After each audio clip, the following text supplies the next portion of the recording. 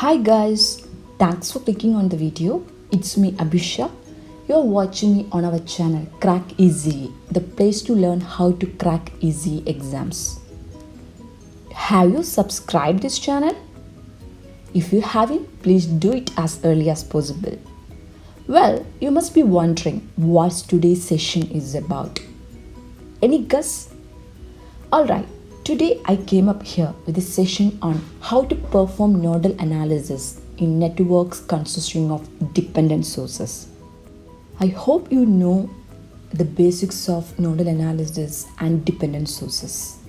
If you have any doubts regarding that, please do watch my session all about nodal analysis. The link of that session is given in the description box. I think we can start the session now. Here, I'm going to share how to perform nodal analysis in networks consisting of dependent sources with the help of problems. So, let's go for the first question. Determine the power supplied by dependent source of the following circuit. This is our network. Here we have one independent current source 15 amperes, one dependent current source 3i1 and 3 resistors.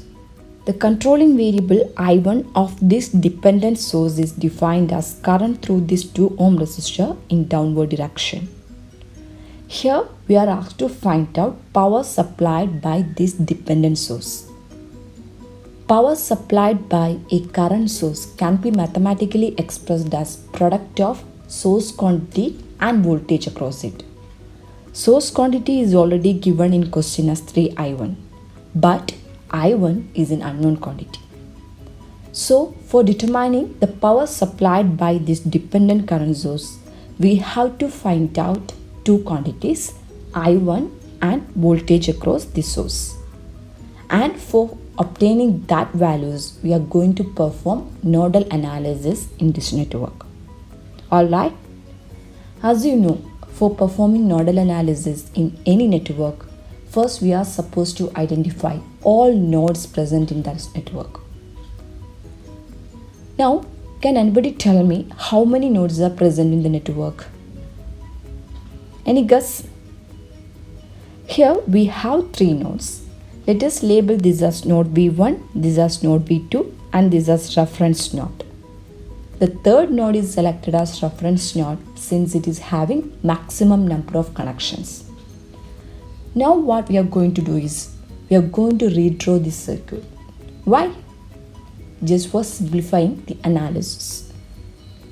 So this is our network. Here we have 3 nodes V1, V2 and reference node. So first we mark these 3 nodes and then the connecting elements between each of these nodes are introduced. After redrawing, we get a network like this.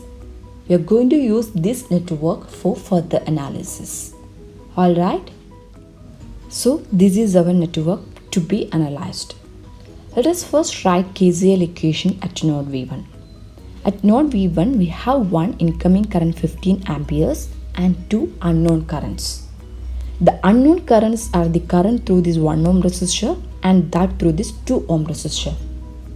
As you know, when we write KCL at a particular node, we have to assume that that node is at higher potential than all other nodes.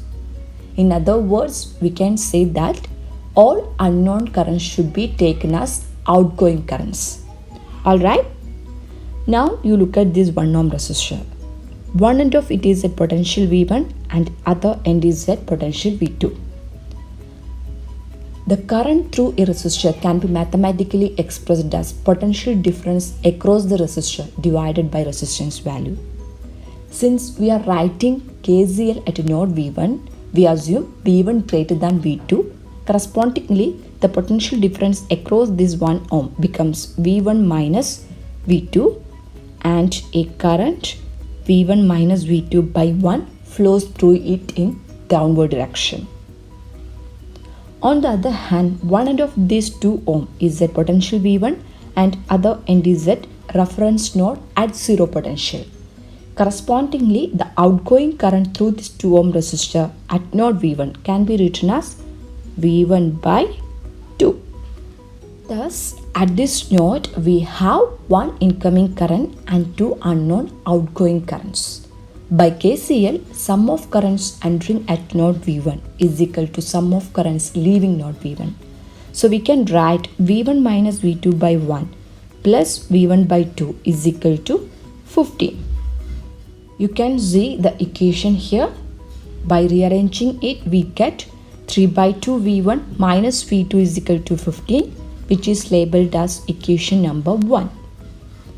What is our next task? Any idea? Our next task is to write KCL equation at node V2. At this node V2, we have one incoming current 3I1 and two unknown currents. The unknown currents are the current through this 1 ohm and that through this 3 ohm. Since we are writing KCL at node V2, these unknown currents are taken as outgoing currents at node V2. Let us now find out expressions of these two unknown currents. One end of this 1 ohm is at potential V2 and other end is at potential V1. Since we are writing KCL at node V2, we assume V2 greater than V1. Correspondingly, the current through this 1 ohm resistor becomes V2 minus V1 by 1. On the other hand, one end of this 3 ohm is at potential V2 and other end is at reference node at 0 potential. Hence, the current through this 3 ohm resistor from node V2 to reference node can be written as V2 by 3. Thus, here we have one incoming current 3I1 and two unknown outgoing currents. By KCL, sum of currents entering at node V2 is equal to sum of currents leaving node V2. Hence, we can write V2 minus V1 by 1 plus V2 by 3 is equal to 3I1. Got it? It is labeled as equation number 2. What we are going to do next is we are going to find out the expression of unknown quantity I1. I1 is given as current through this 2 ohm resistor from node V1 to reference node. Correspondingly, it can be mathematically expressed as V1 by 2. When we substitute the value of I1 in equation number 2, we get minus 5 by 2 V1 plus 4 by 3 V2 is equal to 0, which is labeled as equation number 3. Now we are going to solve these two equations 1 and 3 and get V1 is equal to minus 40 volts and V2 is equal to minus 75 volts. Hope you remember in the question we are asked to find out power supplied by this dependent current source, and it can be mathematically expressed as the source quantity 3I1 into the voltage across this current source, which is nothing but node voltage V2. When we substitute the values of I1 and V2, we get power supplied as 4.5 kilowatts. Hope you got it. Do you want to practice one more problem? It will definitely help you to get a more clear picture of this topic, isn't it? So let's move ahead and see next question. For the circuit shown, compute the voltage across each current source. This is our network. Here we have two independent current sources, 4 amperes and 9 amperes. The voltage across these two independent current sources are to be determined. Then an independent voltage source and 3 resistors. As you know, for performing nodal analysis, first we have to identify all nodes present in the network. How many nodes are there? Any guess? Here we have 3 nodes. This is our first node, second node and third node. Let us label this as node V1, this as node V2 and this as reference node since it is having maximum number of connections. Now what we are going to do is we are going to redraw this circuit. So this is our network. When we redraw this circuit, we get a network like this. 3 nodes V1, V2 and reference node are marked first. Then the connecting elements between each nodes are introduced. So we are going to use this network for further analysis. As you know, Nodal analysis is a circuit analysis technique based on KCL. So if we want to perform nodal analysis in a particular network, first we have to replace all possible voltage sources with its equivalent current source. Is there any voltage source present in this network? You can see a 5 volt source is connected between node V1 and V2. Can we replace this voltage source with its equivalent current source? Is it possible? No, it's an ideal voltage source which cannot be replaced with its equivalent current source. So what we do now? How can we perform nodal analysis in a network consisting of voltage sources? Any guess? In this type of situations, we go for supernode concept. In supernode concept, two adjacent nodes which are connected by an ideal voltage source is considered as a single supernode. Got it? Two adjacent nodes which are connected by an ideal voltage source is considered as a single supernode, and write KCL equation for that supernode. So here we have a supernode formed by V1 and V2. And when we write KCL equation for this particular supernode, all branch currents at node V1 and V2 should be considered, which means KCL equation should be written based on sum of currents entering at node V1 plus sum of currents entering at node V2 is equal to sum of currents leaving node V1 plus sum of currents leaving node V2. Don't get confused. You will get a more clear picture when we write KCL equation for the supernode V1, V2. At node V1, we have one incoming current 4 ampere and two unknown currents. The unknown currents are the current through this 1/2 ohm resistor and that through this 1/3 ohm resistor. Since we are writing KCL at node V1, these two unknown currents should be taken as outgoing currents at node V1. Alright, let us first focus on node V1.